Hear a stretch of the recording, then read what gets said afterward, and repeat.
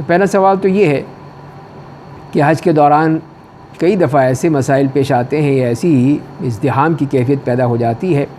جس میں کوئی نہ کوئی انسان سے غلطی سرزد ہو جاتی ہے یا کسی کو تکلیف پہنچتی ہے۔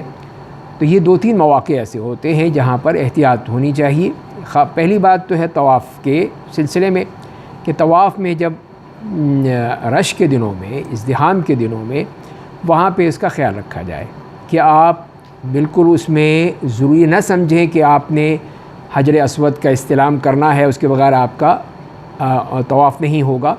اگر آپ دور ہیں تو دور سے ہی آپ اشارہ کر کے استلام کر سکتے ہیں، قریب جانا ضروری نہیں ہے۔ قریب جائیں گے تو ہو سکتا ہے کہ آپ کے لیے مشکلات پیدا ہوں یا آپ سے دوسروں کو تکلیف پہنچے۔ اسی طرح سعی میں بھی عموماً رش نہیں ہوتا، اگر رش کسی کیفیت پیدا ہو جائے تو وہاں پر بھی یہ خیال رکھیں کہ اس طرح کناروں پر چلیں یا ایسی جگہ پر نہ گھسیں جہاں پر رش ہے، ازدحام ہے۔ تیسری جگہ جو ہوتی ہے وہ ہے جہاں پر ہم جمرات میں کنکریاں مارتے ہیں،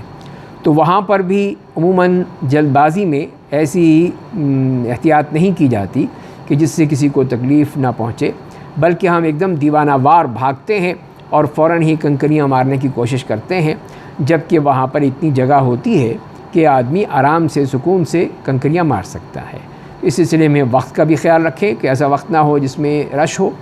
دوسری بات یہ ہے کہ جب وہ اتنا چوڑا حصہ بنا دیا گیا ہے تو آپ جو مخالف سمت ہے اس طرف جائیں اور وہاں سے کنکریاں ماریں گے تو آپ کو اتنی زحمت نہیں اٹھانی پڑے گی اور نہ ہی کوئی دھکم پیل ہوگی۔